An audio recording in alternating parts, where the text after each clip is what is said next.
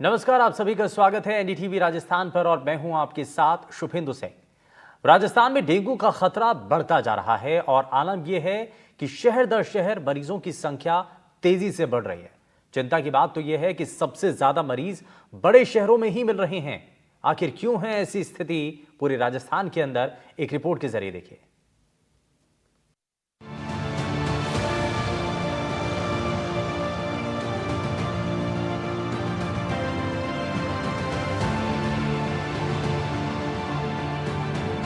आशंका तो पहले से ही थी कि बारिश का दौर थमने पर डेंगू का खतरा बढ़ेगा, लेकिन मरीजों की संख्या इतनी तेजी से बढ़ेगी इसका अंदाजा किसी को नहीं था। हैरानी की बात तो यह है कि सबसे बड़ा खतरा बड़े शहरों में ही है, क्योंकि वहां तेजी से मरीजों की संख्या बढ़ रही है। आंकड़े हैरान करने और डराने वाले हैं। पिछले 15 दिनों में 700 से ज्यादा डेंगू के केस आए हैं। प्रदेश में कुल मरीजों की संख्या करीब 2300 तक पहुंच चुकी है। अगले 2 महीने में मरीजों की संख्या 10,000 होने की आशंका है। सबसे ज्यादा मरीज जयपुर और उदयपुर में हैं। जयपुर में मरीजों की संख्या करीब 350 है। सबसे बड़ी चुनौती डेंगू के लार्वा को खत्म करना और मरीजों के इलाज को लेकर है। हालांकि प्रशासन ने मरीजों के इलाज के लिए बेहतर व्यवस्था की है। जगह जगह डेंगू के मरीजों के लिए आईसीयू में अलग से बेड की व्यवस्था की गई है। हर साल का ट्रेंड होता है। इस साल थोड़ी बारिश ज़्यादा है, इसलिए ये अभी बढ़ रहा है, पर ये हर साल का ट्रेंड है। एसएमएस हॉस्पिटल में हमने क्या कर रखा है, हर वार्ड में 3 या 4 बेड जो है वो डेंगू और सीजनल डिजीज़, मैं बात सिर्फ डेंगू की नहीं कहूँगा, सीजनल डिजीज़ के लिए आरक्षित किए गए हैं। ठीक है ना। तो और आईसीयू में उसके हिसाब से हम बेड ले लेते हैं। उसके लिए हम लोग ने इमरजेंसी आईसीयू में भी 4 बेड आरक्षित करे गए थे सीजनल डिजीज़ के लिए। और यहाँ पे रेजिडेंट डॉक्टर्स की एक पूरी टीम होती है, इंटरनेशनल प्रोटोकॉल फॉलो करते हैं, इसलिए इस समय अभी अंडर कंट्रोल ही है। अब आपको बताते हैं कि डेंगू फैलने की वजह क्या है। तो जानकार बताते हैं कि एडीज मच्छर के काटने से डेंगू फैलता है। बारिश के मौसम में इसका खतरा ज्यादा रहता है। दिन के वक्त ही ये मच्छर काटते हैं। अब आपको डेंगू के लक्षण और बचने के उपाय भी बता देते हैं। हल्का बुखार, जी मिचलाना, सिर दर्द, जोड़ों में दर्द होना, पेट में दर्द होना, आंखों में दर्द होना, प्लेटलेट्स का गिरना, ये डेंगू के मुख्य लक्षण हैं। अब बात बचाव की। अपने आसपास पानी जमा न होने दें। फुल स्लीव्स के शर्ट पहनें। शरीर को कवर करें। पानी की टंकी को खुला न रखें। कूलर में पानी बिल्कुल न रखें। बुखार होने पर तुरंत डॉक्टर को दिखाएं। अगर इन बातों का ख्याल आप रखेंगे तो बहुत हद तक डेंगू से बचा जा सकता है। भारी बारिश के बाद मौसमी बीमारियों ने पांव पसारे हैं और यही कारण है कि सिर्फ पिछले 15 दिनों में राज्य में डेंगू के 700 से अधिक मामले सामने आ चुके हैं। इन सब के बीच ब्लड बैंक में ब्लड की कमी भी लोगों की चिंताएं बढ़ा रही हैं। हालांकि ब्लड बैंक की कोशिश है कि स्वयंसेवी संस्थाओं की मदद से, बाकी लोगों की मदद से ब्लड की जो थोड़ी बहुत कमी है उसको जल्द से जल्द दूर किया जा सके, ताकि ऐसी मौसमी बीमारियों से आपात स्थिति में निपटने में मदद मिल सके। जयपुर से कैमरा सहयोगी निर्मल के साथ सोमू आनंद, एनडीटीवी। तो राजस्थान में डेंगू का खतरा कितना तेजी के साथ आगे बढ़ रहा है और ये लोगों पर कितना असर डाल रहा है, ये इस रिपोर्ट के जरिए हमने आप तक बात पहुंचाने की कोशिश की है। और ऐसे में कुछ सावधानियां हैं जो बरतने की जरूरत है और ऐसे बहुत सारे घरेलू इलाज भी हो सकते हैं या बचने के उपाय हैं जिनके जरिए आप इस खतरनाक बीमारी से बच सकते हैं। डेंगू के इस बड़े खतरे को आप टाल सकते हैं, अपने घर में उनकी एंट्री रोक सकते हैं। कैसे, इन्हीं तमाम चीजों को समझने के लिए हमारे साथ कार्यक्रम के अंदर एक खास पैनल कार्यक्रम में जुड़ चुका है। सबसे पहले आपको मिलवा देते हैं उनसे। हमारे साथ डॉक्टर दिनेश शर्मा जी कार्यक्रम में जुड़ चुके हैं। हमारे साथ डॉक्टर अनीता रमेश कार्यक्रम में हैं। हमारे साथ वृंदावन शर्मा जी कार्यक्रम में हैं और साथ ही हमारे साथ गोविंद चीपा जी नगर निगम से चेयरमैन हैं, कार्यक्रम में जुड़ चुके हैं। सभी का बहुत स्वागत है एनडीटीवी राजस्थान पर। लेकिन सबसे पहले मैं शुरुआत कर रहा हूं गोविंद जी आपसे ही। ये निगम की तरफ से जो कोशिशें की जा रही हैं और जिसका असर होना चाहिए, कितना काम हो रहा है? क्योंकि राजस्थान के अंदर डेंगू का जो खतरा है वो धीरे धीरे बढ़ रहा है, लोगों की जिंदगी संकट में, और इसको टाला भी जा सकता है।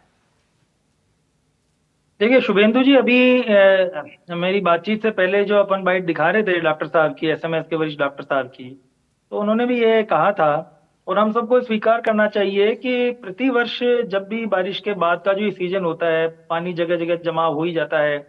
प्रयास सबका यही रहता है कि भाई कम से कम इस तरह की बीमारियां फैलें।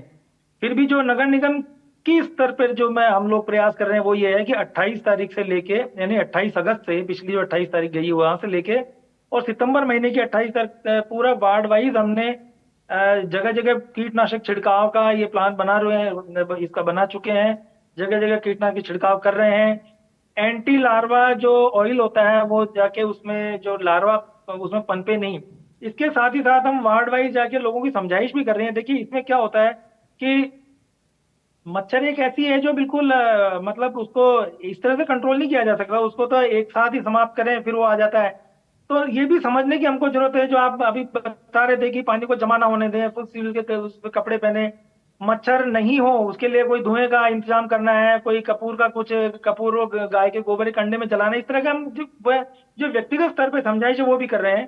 तो उसी का इंतजाम है कि इतनी भयंकर बारिश होने के बाद भी और स्थिति भी नियंत्रण में है। उसके अलावा भी अगर हमें कोई कहीं से सूचना प्राप्त होती है तो हम जगह पे जाके उसको उसका नियंत्रण करते हैं।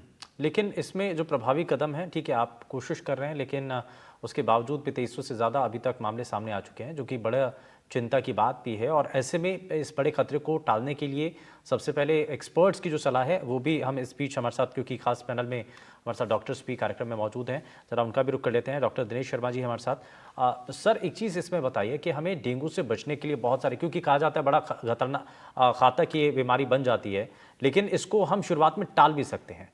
तो कैसे हम बच सकते हैं? डेंगू से बचने का उपाय क्या हो सकता है सर? सबसे पहले तो सभी दर्शकों को नमस्कार। मैं कहना चाहता हूं कि डेंगू एक खाली सरकारी कार्यक्रम से ही नहीं बचा जा सकता। डेंगू से बचने के लिए सबका सहयोग, हर आदमी का, हर घर का सहयोग चाहिए, क्योंकि डेंगू ये मच्छरों से फैलता है और मच्छर आपके घर में पैदा हो रहे हैं। ये जो मच्छर है ये साफ पानी के अंदर ब्रीड करता है, एकदम साफ पानी जो बारिश का पानी होता है। तो सब जगह यूजुअली प्रॉब्लम जो होती है वो घर के अंदर होती है, जहाँ पे घर के छत पे, कूलर में डब्बे पड़े हैं, खाली डब्बे पड़े हैं, गमले हैं, ऐसी जगह में जहाँ पे पानी भरा हुआ रहता है हम ध्यान नहीं देते। रूटीन में कोई भी घर के अंदर चारों तरफ घूम के नहीं देखता कि कहाँ पानी भरा हुआ है और कितना पानी भरा हुआ है। तो सबसे पहला तो यह है कि घर में जितने भी ऐसा पानी भरा हुआ है बारिश के बाद में, उन सबको खाली कर दें, क्योंकि ये साफ पानी के अंदर अपने अंडे देता है। दूसरा ये है कि अगर आपको कूलर वगैरह भी चलाते हैं तो उसका भी पानी हर 5 दिन में, 7 दिन में आपको बदलना चाहिए। तो ये सबका इंडिविजुअल या हर आदमी का ये दायित्व बनता है कि इस चीज को पनपने से, इस चीज को रोकने से बचना चाहिए और उसका सबको मिलकर कार्यक्रम करना चाहिए, तभी आप बच सकते हैं। दूसरा और उपाय में आप ये कर सकते हैं कि घर में आप अपनी जालियां बंद रखिए, घर के दरवाजे में जाली होती है उनको बंद करके रखिए, बाहर से जो मच्छर है वो आपके अंदर नहीं जाए। तीसरा ये है कि बच्चे और बड़े जो भी कोई हैं इस मौसम में आप आधी हाफ स्लीव्स की शर्ट्स वगैरह या हाफ पैंट में नहीं रहें, पूरे कपड़े पहने, जिससे कि आपके शरीर के ऊपर ये मच्छर नहीं काट सके। तीसरी चीज है कि ये मच्छर यूजुअली दिन के अंदर ही काटते हैं, ये रात में नहीं काटते, ये दिन के अंदर काटते हैं। इसलिए दिन में अपने घर के अंदर आप मच्छर को भगाने के लिए कोई मॉस्किटो रिपेलेंट लगा सकते हैं, कोई अपन मच्छर के लिए जो जलाते हैं ये जला सकते हैं, या कोई भी मॉस्किटो को हटाने के लिए कोई भी ये चीजें अपन काम में ले सकते हैं दिन में। तो ये तो हुई सारी चीजें इसके बचाव की। और उसके बाद में आप जो भी, जैसे भी किसी को अगर हो जाता है, क्योंकि ये लक्षण घर में अगर किसी एक को होता है, क्योंकि मच्छर जो है एक टाइम पे घर के बहुत सारे सदस्यों को काटता है, तो इसलिए ऐसा नहीं होता कि एक आदमी में घर में ये मच्छर काटेगा और उसके ही होगा। एक साथ 5-7 आदमियों के जितने घर में सदस्य हैं सबको काटता है। तो इसलिए इस डेंगू का प्रकोप एक घर में 3-3, 4-4, 5-5 लोग एक साथ आते हैं, तो इसलिए पूरे घर को ये सफर करते हैं। ठीक है, तो बचाव बहुत जरूरी है, बचाव से ही आप अपन इसको टाइम पे इसको रोक सकते हैं। यानी कि इससे आप बचाव के जरिए बच सकते हैं, आप अपने घर के अंदर इस बड़ी घातक बीमारी को आने से रोक सकते हैं। डॉक्टर अनीता जी को मैं इसमें जरा जोड़ रहा हूँ। अनीता जी, ये तो बता दिया डॉक्टर साहब ने कि कैसे हम उसको रोक सकते हैं, लेकिन उसके लक्षण क्या है? अगर किसी को डेंगू हो जाए तो पहचाना कैसे जाए? देखिए, जब आप डेंगू का सिम्टम्स होते हैं पहले से, बुखार आते हैं, पहले माइल्ड फीवर, उसके साथ साथ थोड़ा तेज बुखार आता है, किसी आदमी को भी ठंडी लगती है, चिल्स फीवर के साथ, एंड इसके साथ साथ बदन में दर्द, बॉडी पेन, सिर दर्द भी होते हैं, मसल्स में भी दर्द होते हैं। It's also called the breaking bone fever, means ऐसे तेज से दर्द होते हैं कि लगता है हमारा हड्डी टूट जाएंगे ऐसे करके। इसके साथ साथ टायर्डनेस है, कुछ आदमी को वॉमिटिंग सेंसेशन होते हैं, उल्टी भी हो सकता है, एंड रैशेस निकलते हैं। Rashes is not very classic इसमें, बट थोड़ा थोड़ा रैशेस निकलता है, और this is mild to moderate. उसके बाद एक खतरनाक स्टेज है उनको, that is the dangerous stage, उसी के लिए हम लोग सब कोई डरते हैं। It's called the dengue hemorrhagic fever, dengue shock syndrome. उसमें क्या होते हैं कि हमारा बॉडी के अंदर जो प्लेटलेट्स कम हो जाते हैं, ब्लीडिंग शुरू हो जाते हैं, ब्लड वेसल्स वीक होते रहते हैं, कहीं भी जगह से खून आ सकता है, नाक से आता है, इनसाइड द ब्रेन आते हैं, so that's called dengue hemorrhagic fever. And जब हमारा प्लेटलेट लो हो जाते हैं, बीपी भी फॉल हो जाते हैं, and people get into shock, means blood pressure low हो गया, they become unconscious, dizziness, and that is called dengue shock syndrome. लेकिन अनीता जी, ऐसा नहीं कि शुरुआती स्टेज जैसा आप बता रही थी कि फीवर जैसा लगता है, बुखार जैसा लगता है, तो ये आम बुखार, क्योंकि आप कैसे इसको आइडेंटिफाई करें कि भाई ये डेंगू ही हुआ है? जांच, क्योंकि शुरुआत में अगर फीवर जैसा महसूस होता तो हर कोई जाकर के केमिस्ट से या तो सर दर्द की दवाई ले लेता है या फीवर की दवाई ले लेता है, तो ऐसा करने से भी बचना है। लेकिन आइडेंटिफाई कैसे होगा कि एग्जैक्ट ये डेंगू ही है? यस, सो देखिए, fever as such, the flu symptoms सबके लिए एक ही होते हैं, फीवर, जो सिर दर्द, body pain, mild rashes, so it's all viral fever के अंडर है। बट अगेन डेंगू में ये होते हैं, बॉडी का पेन बहुत ज्यादा होते हैं, दूसरे वायरल फीवर में नहीं होते हैं, बट देन टेस्ट करने से पता होगा। अब जब डॉक्टर से मिलेंगे, वो जो डेंगू का टेस्ट होता है, अगर IgM द एंटीबॉडी टेस्ट है, उसमें पकड़ जाते हैं डेंगू।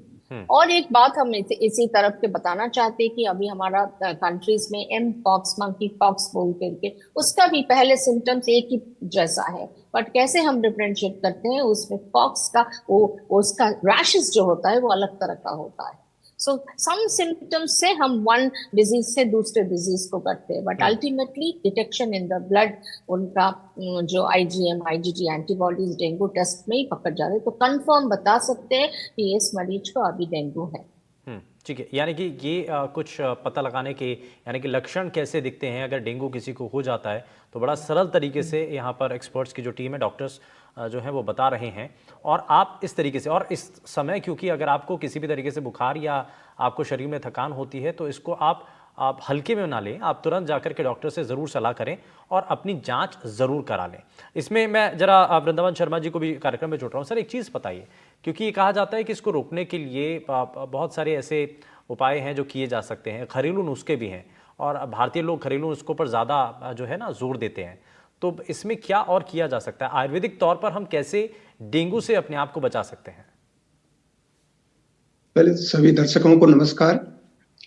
आयुर्वेद में जनरली पूर्व जो डॉक्टर साहब वगैरह सबने बताए लक्षण और इसको बचने के उपाय तो बता रखे हैं। एक्चुअल में अगर डेंगू है, जनरली सभी बुखार होते हैं, करीब करीब लक्षण मिलते जुलते रहते हैं, इसलिए डायग्नोसिस में नहीं जाके अपन को जो घरेलू उपाय हैं सभी तरह के बुखार में, वो डेंगू में भी ले सकते हैं और दूसरे बुखार में भी। तो इस वजह से किसी भी पेशेंट को कंफ्यूजन भी नहीं रहे, जो जनरल घरेलू दवाई है वो किसी भी तरह के बुखार में काम आ सकते हैं। तो जैसे ही डेंगू का बुखार होगा, उसमें जनरली तेज बुखार आता है, मसल्स पेन होता है, जॉइंट्स में पेन होता है, नाजिया वोमिटिंग रहती है, तो ये सारे लक्षण होते हैं। इस समय आप मतलब घरेलू नुस्खों में देखा जाए तो जैसे गिलोय सब जगह उपलब्ध होती है। ठीक है, गिलोय का काढ़ा मतलब बुखार में भी है, और इसके जो कॉम्प्लिकेशंस हैं, प्लेटलेट्स डाउन होना, उसमें भी काम करता है। अच्छा, यानी कि आप कह रहे हैं कि गिलोय जो है उसको उबाल करके आप अगर पी लें तो उससे ना तो सिर्फ बुखार ठीक होता है, बल्कि उससे प्लेटलेट्स में भी सुधार आता है। सुधार आता है।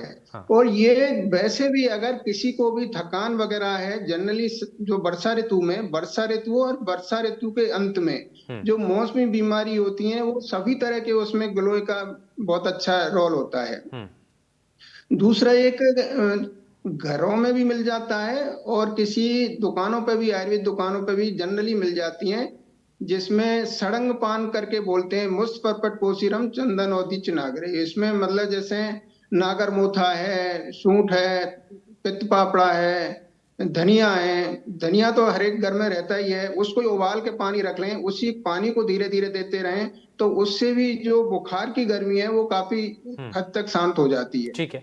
तो ये नॉर्मल है। खाने पीने में विशेष करके है, जो तेज मिर्ची मसाले हैं, खटाई है, दही छाछ है, हाँ। इन चीजों को अवॉइड कराएं। ठीक है। अचार है, अल्कोहल है, स्मोकिंग है, चाय कॉफी भी कम प्रयोग करें। हाँ। इनसे इस तरह के जो कॉम्प्लिकेशंस होते हैं उसमें काफी हद तक बचा जा सकता बचा है। जा सकता है। ठीक है, मैं वापस लौटता हूँ हाँ। सर, और मैं जरा उसके उपयोग के बारे में, क्योंकि कहा जाता है कि कपूर जलाने तो उससे भी थोड़ा सा फायदा मिलता है। मैं जरा गोविंद जी को जोड़ लेता हूँ इसमें। गोविंद जी कुछ कहना चाह रहे हैं। गोविंद जी, लेकिन एक चीज़ ये भी है कि हम लोगों को कितना जागरूक कर पाए हैं।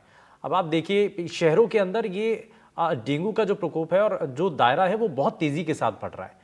इसके पीछे कारण क्या है? आप भी जाते हो भाई, लोगों की टीम तो ग्राउंड पर काम कर रही है, तो शहरी इलाकों में डेंगू के ज़्यादा केसेस क्यों सामने आ रहे हैं?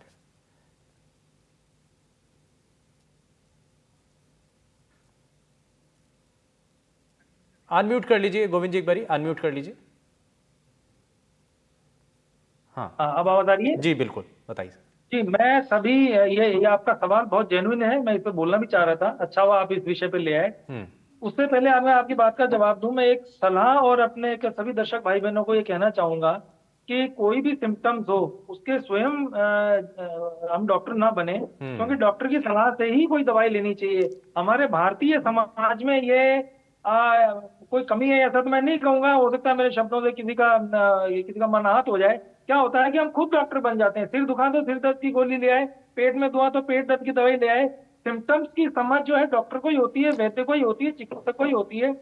इसलिए अच्छा है कि प्रॉपर तरीके से इलाज लें। अगर डॉक्टर साहब भी आपको फ्री फालतू की कोई दवाइयां गोलियां नहीं देंगे, आपको सही, चाहे आपका विश्वास एलोपैथी में है या आयुर्वेद में है, जिसमें भी आपकी, जिस पैथी में भी आपका विश्वास है, उस पैथी से आप इलाज लें, मुझे उसमें कोई नहीं है। लेकिन स्वयं चिकित्सक ना बने और डॉक्टर और हाँ नहीं, चिकित्सक की इसमें सलाह से ही अपना इलाज लेना चाहिए, हाँ। पहली बात। दूसरी बात, जो आपका सवाल था कि, अब सवाल क्या था, मैं थोड़ा सा सवाल ये था कि शहरी इलाकों में ज्यादा क्यों फैलाव बढ़ रहा है इसका? हाँ, देखिए, शहरी इलाकों में क्या होता है, सघन बस्ती में क्या होता है कि जैसे सामान इकट्ठा है, शहरी इलाकों में क्या होता है कि एक सघन बस्ती एक इलाके में होती है और सामान ज्यादा होता है और रखने की जगह कम होती है। तो होता क्या है, हम लोग छत की कबाड़ अपना रख देते हैं, बचा हुआ सामान है चलो बाद में देखेंगे, जो अभी सामान काम में नहीं आ रहा तो हमने छत पे रख दिया, या किसी दूछती पे रख दिया, किसी कोने में रख दिया। और शहरी भागदौड़ वाली जो जिंदगी है उसमें हमारा ध्यान नहीं जाता।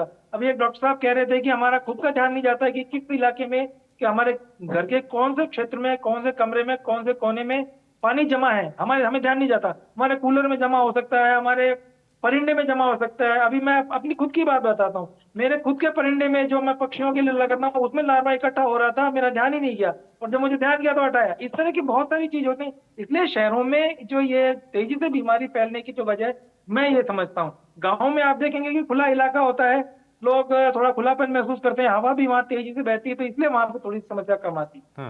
लेकिन फिर भी इसका इलाज ये है कि इसमें कपूर अवेयरनेस और लाना, लोगों को ये मैसेज पहुंचाना कि भाई कुछ कुछ चीजें ऐसी हैं जो छत पर खुले चीजें हैं, अगर कोई खुला सामान रखा हुआ है जिसके अंदर पानी स्टोर हो सकता है तो उसको आप साफ कर दें, उसको उल्टा करके रख दें। तो ये अभी ये प्रोसेस शुरू हो गया है क्या? लोगों को जागरूक करने के लिए ये सब कुछ पैम्फलेट या कुछ चीजें ऐसी बांटी जा रही हैं क्या इलाके में? ये देखिए, अभी क्या है, हमारी महापौर डॉक्टर सौम्या गुर्जर जी ने मीटिंग ली थी सब अधिकारियों के साथ, कुछ पार्षदों को, चेयरमैन को भी बुलाया था। उसमें सबको ये ताकीद दी है, देखिए सरकारी मशीनरी की एक सीमा है, सरकारी मशीनरी एकदम ग्राउंड लेवल, क्योंकि हम एक विकासशील देश के रहने वाले शुभेंदु लोग हैं। विकसित देश नहीं है कि हम हर एक पॉइंट तक पहुंच पाए, हमारे पास संसाधन सीमित है, हमारी सीमाएं हैं। इसलिए जनप्रतिनिधियों का यह दायित्व बन जाता है, मैं खुद एक जनप्रतिनिधि होने के नाते यह दायित्व महसूस करता हूँ कि हर एक घर तक जाकर या हर डोर बजाकर अपनी जो है अपनी बात पहुंचाना, जन जागरूकता के जरिए ही इस तरह की बीमारियों को रोका जा सकता है। सरकार तो क्या करेगी, आप भर्ती हो जाओगे हॉस्पिटल में तो इलाज कर नहीं, देगी। यही लेकिन उम्मीद भी है सर, बस इतना ही अगर हो जाए ना, अगर अगर अधिकारी लोगों के घर पे जाकर के घंटी बजा करके बेल बजा करके उनको बता भी देना कि आप एक बार चेक कर लीजिए, और जाकर के अगर खुद भी जाकर के उनके साथ चेक करवा लें, तो मुझे लगता है कि इसमें फिर जो केसेस हैं वो अपने आप धीरे धीरे कम होते चले जाएंगे। क्योंकि ये जैसा आप खुद भी कह रहे हैं ना, हम मान रहे हैं कि भाई अधिकारी दोनों मिलकर करेंगे, हाँ, तो ये जन जागरूकता की और मुहिम बनानी अधिकारी दोनों पड़ेगी। मिलकर करेंगे जी। जन जागरूकता की मुहिम बनानी पड़ेगी, तभी इसका असर जो है वो दिखाई देगा। मैं जरा जल्दी से इसमें दिनेश जी को जोड़ लेता हूं। दिनेश सर, एक चीज बताइए कि ये शहरी इलाकों में बढ़ रहा है। अब शहरी इलाकों के अंदर लोग जागरूक भी हैं, पढ़े लिखे भी हैं, समझदार भी हैं, लेकिन उसके बावजूद कहीं लापरवाही या कुछ कमियां हैं जो हम थोड़ा सा छूट जाती हैं हमसे, क्योंकि हम अक्सर ये देखते हैं कि आप शहरी इलाकों में थोड़ा सा लापरवाही के चलते ऐसे केसेस आ जाते हैं। सबसे पहले तो मैं गोविंद जी के उसके कंटिन्यूएशन में उन्होंने जो कहा है, मैं बताना चाहता हूं कि ये आप इंडिविजुअल घर घर जाके करने की जरूरत नहीं है, क्योंकि आज आपका आईटी का जमाना है। आप टीवी पे, आप रेडियो में, आप सरकार की तरफ से अपील करिए, तो वो एक साथ लाखों लोगों के पास जाता है मैसेज कि आप घर में आपको नहीं इकट्ठा होने दें, पानी नहीं इकट्ठा होने दें। तो इंडिविजुअल वाला आज जमाना नहीं है कि आप एक एक घर में जाके कहेंगे। तो अगर अपन ये कर सकते हैं कि टीवी में या इनमें सरकार की तरफ से एक मैसेज फ्लोट करें, तो वो बहुत बड़ा काम हो जाएगा, जिससे लोग अपने वे करेंगे। दूसरा, एक लक्षण के बारे में मैं थोड़ा सा एक बार बताना चाहूंगा कि डेंगू की 3 स्टेज होती है। नंबर 1 फेब्राइल, जिसे कहते हैं बुखार वाली स्टेज। नंबर 2 होती है क्रिटिकल स्टेज, जिसमें मरीज सीरियस हो जाता है। और नंबर 3 है रिकवरी स्टेज। तो जो फर्स्ट स्टेज है, जो फेब्राइल स्टेज है, वो शुरू में 3 से 7 दिन तक रहती है, जिसमें सारे लक्षण, ये बुखार के, हाथ पैर टूटना, सिर दर्द होना, बोन पेन होना, उल्टी, पेट दर्द होना, ये साधारण लक्षण जो सब वायरल बुखार में होते हैं वो होते हैं। तो वो यूजुअली 3 से 7 दिन तक रहता है। बेसिकली क्या होता है कि लोग इस चीज को इग्नोर कर जाते हैं कि 3 से 7 दिन में ये जो है बुखार अपनी मर्जी से दवाई ले लेंगे, कभी कुछ किसी केमिस्ट से ले आएंगे या आसपास में जाके ले आएंगे। दूसरी है क्रिटिकल फेज, वो 3 से 7 दिन के बाद में शुरू होती है। उस फेज में बुखार उतर जाएगा, आपको बुखार नहीं होगा, आप सोचेंगे कि बिल्कुल मैं एकदम फिट हूं, बुखार नहीं है, कुछ नहीं है। लेकिन वो जो क्रिटिकल फेज है वो करीब 24 से 48 घंटे तक रहती है। उस स्टेज में जिन लोगों के बहुत ज्यादा वायरल इन्फेक्शन होता है, उनके फ्लूइड जो अंदर उसमें वेसल्स में है, वो बॉडी के अंदर निकलना शुरू हो जाता है, जिसे कहते हैं कि प्लाज्मा लीकेज कहते हैं इस चीज को। जो प्लाज्मा है वो बाहर निकलने लगता है। तो जैसे ही प्लाज्मा बाहर निकलने लगता है तो सारा फ्लूइड इकट्ठा होने लगता है, पेट में पानी भर जाएगा, फेफड़ों में पानी भर जाता है, सूजन आ जाती है शरीर में, और ब्लड प्रेशर लो हो जाता है, साथ में प्लेटलेट भी कम हो जाती है क्योंकि वो भी बाहर निकलती है। तो ये सारे लक्षण होते हैं। ये 24 से 48 घंटे क्रिटिकल फेज होता है। तो मेरा ये कहना है कि जो फर्स्ट फेज है उसी में आप उसको कंट्रोल करिए, बुखार को कंट्रोल करिए, आप लिक्विड खूब लीजिए। इसमें और कुछ नहीं है इलाज में, सिंपल सिम्टोमेटिक इलाज और पानी की कमी नहीं होने देना। ठीक है, ये सबसे बड़ी चीजें हैं। शुरू के 3 दिन 4 दिन जब फेब्राइल फेज होता है, उस फेज में अगर पानी की कमी नहीं हो, पानी खूब पिलाएं। पानी में आप नारियल पानी, छाछ, शिकंजी, जूस, दूध, जो भी पानी है, जितनी बार भी आप पिए, पानी खूब पिए। पानी की कमी, क्योंकि वो सारा फ्लूइड बाहर बॉडीज में इकट्ठा होने लगता था, अंदर आर्टरीज में, उसमें वेसल्स में कम हो जाता है, जिससे फिर ब्लड लॉस भी शुरू हो जाता है जब इसके साथ साथ में। तो पेशेंट लास्ट में, जो मैम कह रही थी कि हेमरेजिक शॉक में, तो फिर शॉक में चला जाता है। यूजुअली बहुत से केसेज में तो डायरेक्ट फेब्राइल फेज से रिकवरी में चला जाता है। ठीक है, ये बीच वाली फेज यूजुअली नहीं आती, बहुत से पेशेंट्स में ये फेज नहीं आती है। हाँ। लेकिन जिन लोगों में ये फेज आ जाती है, उन लोगों में जो पेशेंट है वो सीरियस हो जाता है, वो एक बहुत जरूरी है, उनमें हॉस्पिटलाइजेशन की जरूरत पड़ती है। तो उसके लिए अपन को ये देखना है कि कंटिन्यूसली कोई वॉमिटिंग कर रहा है, या उसको फीवर नहीं उतर रहा, या उसके पेट में पानी भरने लग गया, या सांस में कोई प्रॉब्लम होने लगी, या कहीं से ब्लीडिंग, जैसे गम्स से ब्लीडिंग होने लगी, नाक से होने लगी, या चमड़ी पे होने लगी, या लैट्रिन में या पेशाब में कहीं से ब्लीडिंग शुरू हो गई, इट मींस ये वार्निंग साइंस हैं। ये आपको आगाह कर रहे हैं कि आपको हॉस्पिटल में जाना है और जल्दी जाना है।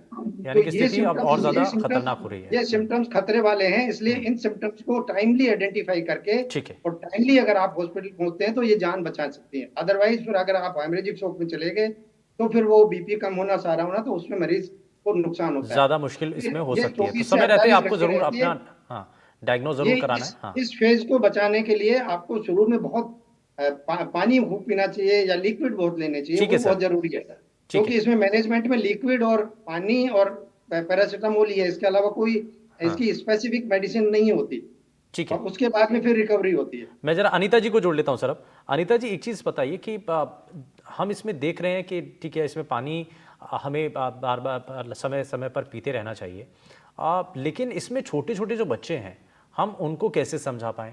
इसमें जो बड़े बुजुर्ग हैं उनके लिए बड़ी चिंता की बात हो जाती है, और साथ ही साथ परेशानी की बात यह भी है कि जो पहले से किसी और सीरियस बीमारी से घिरे हुए हैं, तो उनके लिए ये कितना मुश्किल भरा होता है। यस, ये तो बहुत बच्चे को उतना ज्यादा पानी पिलाना भी बहुत मुश्किल हो जाता है। वो sometimes they will get vomiting. Okay, so you have to balance and go. बच्चों जैसे हैं उनके लिए एक तो प्रोटेक्टिव मेजर्स ज्यादा भी करना है अगर डेंगू हो गया है तो, एंड बच्चों में और क्या करना है is you have to be very aware. अगर बच्चे थोड़ा टायर्ड हो गया है उसमें you have to go little early to the hospital. वो आप बड़े के लिए थोड़ा वेट कर सकते जा सकते, सपोज बुखार एक दिन में नहीं उतरे, चाइल्ड लग रहा है बहुत टायर्ड है, काफी 1-2 बार वॉमिटिंग है, मेरा ख्याल से to take the paediatric patients immediately to hospital, थोड़ा जल्दी जाना है, लेट नहीं करना है। क्योंकि अगर हम लोग जल्दी गए हैं तो फ्लूइड शुरू कर दिए हैं, वो बॉडी वेट के मुताबिक हम लोग सलाइन देंगे उनको, सो इमीडिएटली हाइड्रेशन हो जाएगा, वॉमिटिंग भी स्टॉप हो जाएगा, फेटल इफेक्ट को हम कम कर सकते हैं। चाइल्ड के लिए उतना हम प्रेशर करके पानी मुंह से पिलाना बहुत मुश्किल हो जाता है। इसी हिसाब से सेम क्वेश्चन आपका जो नेक्स्ट था, कोमॉर्बिड जिसका हार्ट प्रॉब्लम है, किडनी प्रॉब्लम है, ओके, और हमारा I am a cancer specialist, so cancer में जो ट्रीटमेंट चल रहा है उनके लिए तो हम लोग ऐसे करके नहीं बोल सकते पानी पीजिए पानी पीजिए। They have to be again high risk individual, alert थोड़ा जल्दी करना है उनको, जब पहले से भी हॉस्पिटल ले जाना है, and under medical care, hydration, monitoring and also blood test भी करना है इस पेशेंट्स को। यानी कि सबसे पहले डायग्नोज करना बड़ा जरूरी है, और आपको लापरवाही बिल्कुल नहीं करनी है। अगर आपको जरा सा भी आपको लगे कि आपके शरीर में थकान है या परेशानी महसूस हो रही है, बुखार हो रहा है, या जो लक्षण बताए हैं हमारे एक्सपर्ट्स ने, वो आपको तुरंत उसको डॉक्टर के पास जाकर के बताना होगा, और सबसे पहले आपको अपनी जांच करानी होगी, और उसके बाद जो ट्रीटमेंट है वो आपको लेना चाहिए। और मुझे लगता है कि हमारे जितने दर्शक ये कार्यक्रम देख रहे थे, बहुत हद तक फायदेमंद उनके लिए साबित हुआ होगा। और हमारी जो कोशिश है कि राजस्थान से डेंगू का जो प्रकोप है उसको कम किया जा सके, देश भर के लोगों तक ये मैसेज पहुंच सके, उसमें बहुत हद तक हमारा जो पैनल है वो कामयाब रहा है। बहुत शुक्रिया सभी खास मेहमानों का कार्यक्रम में शामिल होने के लिए, अपना कीमती समय देने के लिए। लेकिन डेंगू पर वार करने के लिए लगातार प्रयास किए जा रहे हैं, और इसके लिए हमारी भी कोशिश यही थी कि आप तक वो जरूरी जानकारी पहुंचाई जा सके। यहां रुक रहे हैं एक छोटे से ब्रेक के लिए, कहीं मत जाइएगा, बने रहिए एनडीटीवी राजस्थान के साथ। नमस्कार।